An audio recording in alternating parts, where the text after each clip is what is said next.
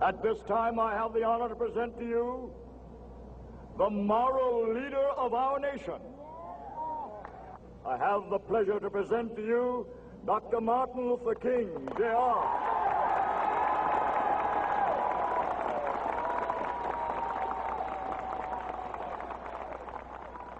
I am happy to join with you today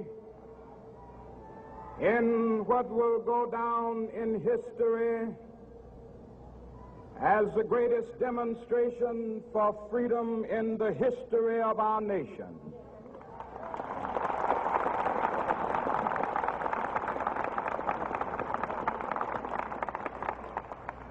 Five score years ago,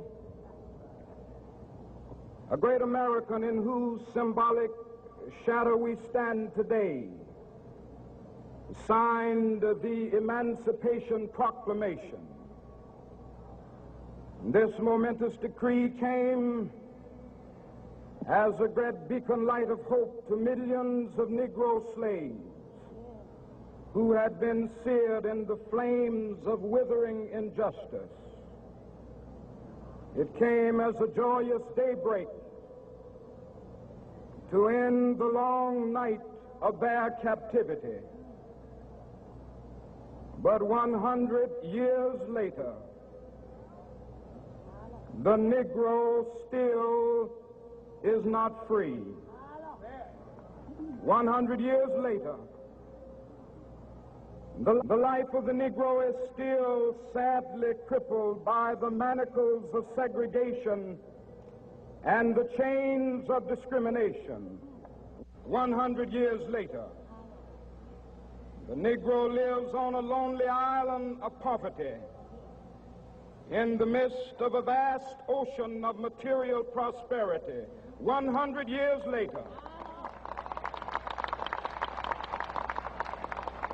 the Negro is still languished in the corners of American society and finds himself in exile in his own land.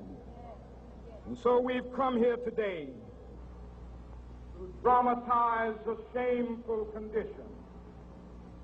In a sense, we've come to our nation's capital to cash a check. When the architects of our republic wrote the magnificent words of the Constitution and the Declaration of Independence, they were signing a promissory note to which every American was to fall heir. This note was a promise that all men, yes, black men as well as white men, would be guaranteed the unalienable rights of life, liberty, and the pursuit of happiness. It is obvious today that America has defaulted on this promissory note insofar as her citizens of color are concerned. Instead of honoring this sacred obligation, America has given the Negro people a bad check, a check which has come back marked insufficient funds.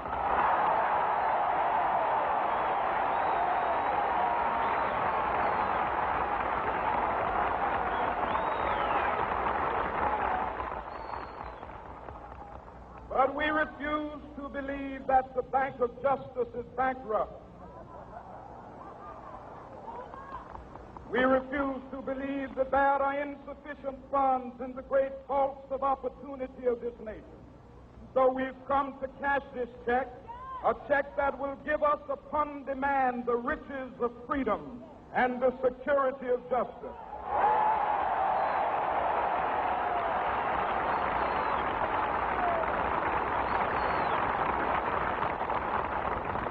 We have also come to this hallowed spot to remind America of the fierce urgency of now. This is no time to engage in the luxury of cooling off or to take the tranquilizing drug of gradualism.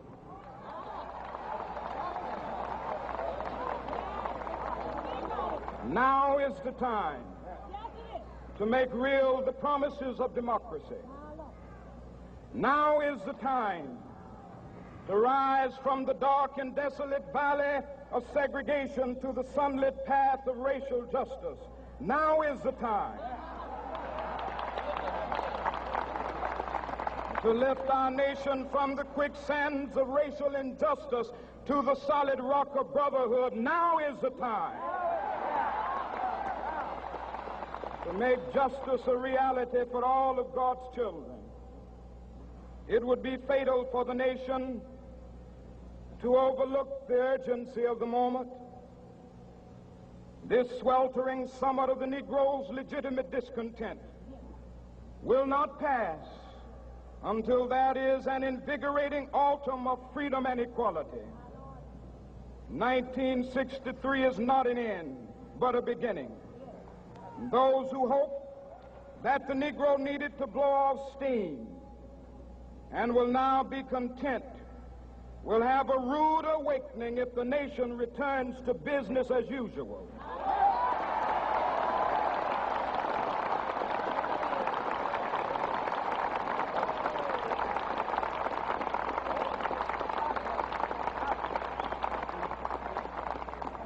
There will be neither rest nor tranquility in America until the Negro is granted his citizenship rights.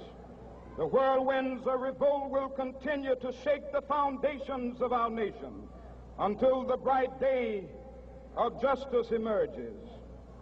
But that is something that I must say to my people who stand on the warm threshold which leads into the palace of justice. In the process of gaining our rightful place, we must not be guilty of wrongful deeds. Let us not seek to satisfy our thirst for freedom by drinking from the cup of bitterness and hatred.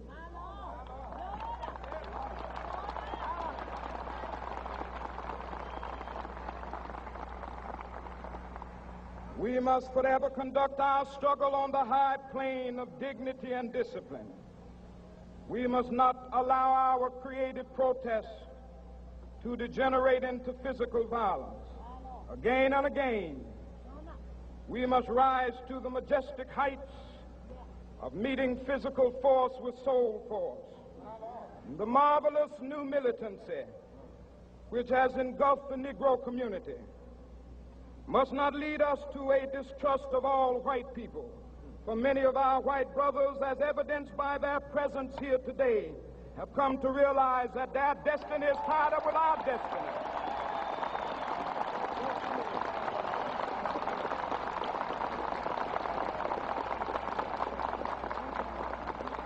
And they have come to realize that their freedom is inextricably bound to our freedom. We cannot walk alone. And as we walk, we must make the pledge that we shall always march ahead. We cannot turn back. There are those who are asking the devotees of civil rights, when will you be satisfied? We can never be satisfied as long as the Negro is the victim of the unspeakable horrors of police brutality. We can never be satisfied as long as our bodies, heavy with the fatigue of travel, cannot gain lodging in the motels of the highways and the hotels of the cities.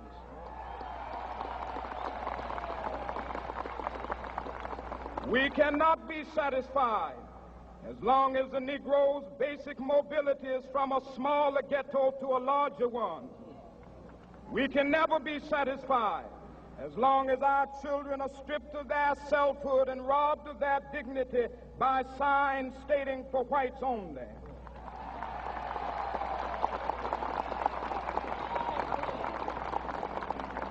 We cannot be satisfied as long as a Negro in Mississippi cannot vote and a Negro in New York believes he has nothing for which to vote.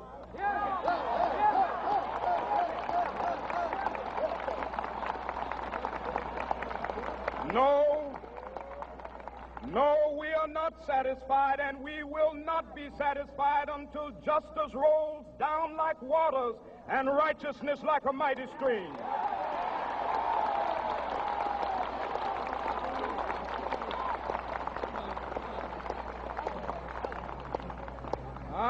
not unmindful that some of you have come here out of great trials and tribulations. Some of you have come fresh from narrow jail cells. Some of you have come from areas where your quest for freedom left you battered by the storms of persecution and staggered by the winds of police brutality. You have been the veterans of creative suffering. Continue to work with the faith that unearned suffering is redemptive. Go back to Mississippi. Go back to Alabama. Go back to South Carolina. Go back to Georgia. Go back to Louisiana. Go back to the slums and ghettos of our northern cities. Knowing that somehow this situation can and will be changed. Let us not wallow in the valley of despair. I say to you today, my friend,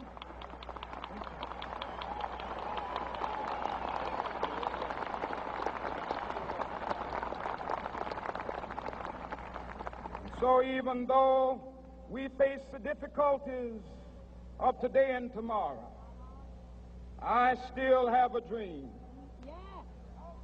It is a dream deeply rooted in the American dream.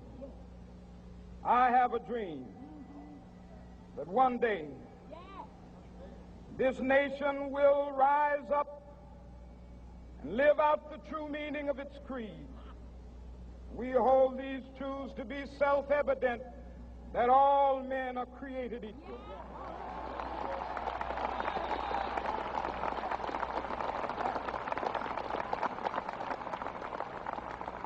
I have a dream that one day on the red hills of Georgia, the sons of former slaves and the sons of former slave owners will be able to sit down together at the table of brotherhood. I have a dream that one day, even the state of Mississippi, a state sweltering with the heat of injustice, sweltering with the heat of oppression, will be transformed into an oasis of freedom and justice. I have a dream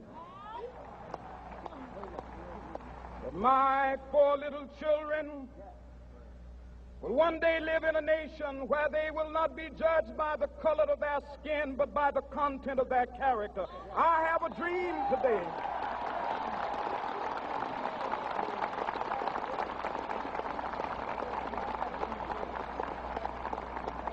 I have a dream that one day down in Alabama, with its vicious racists, with its governor having his lips dripping with the words of interposition and nullification, one day right there in Alabama, little black boys and black girls will be able to join hands with little white boys and white girls as sisters and brothers. I have a dream today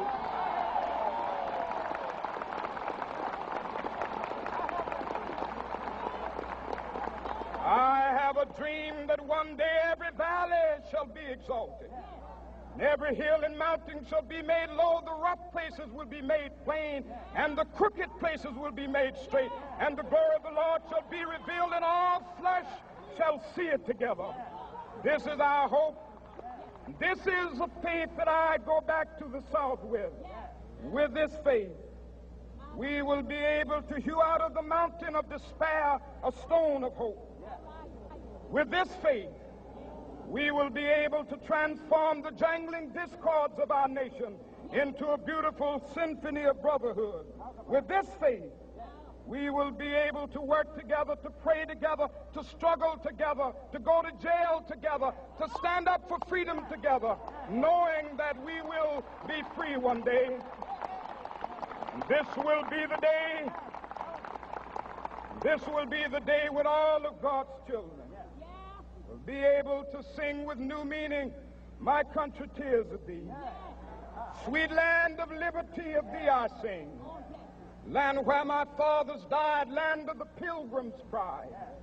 From every mountainside, Let freedom ring, and if America is to be a great nation, this must become true. And so let freedom ring from the prodigious hilltops of New Hampshire. Let freedom ring from the mighty mountains of New York. Let freedom ring from the heightening Alleghenies of Pennsylvania. Let freedom ring from the snow-capped Rockies of Colorado. Let freedom ring from the curvaceous slopes of California. But not only that, let freedom ring from Stone Mountain of Georgia. Let freedom ring from Lookout Mountain of Tennessee. Let freedom ring from every hill and molehill of Mississippi, from every mountainside. Let freedom ring, and when this happens, and when we allow freedom ring, when we let it ring from every village and every hamlet, from every state and every city, we will be able to speed up that day when all of God's children, black men and white men, Jews and Gentiles, Protestants and Catholics, will be able to join hands and sing in the words of the old Negro spiritual, free at last, thank God Almighty, we are free at last.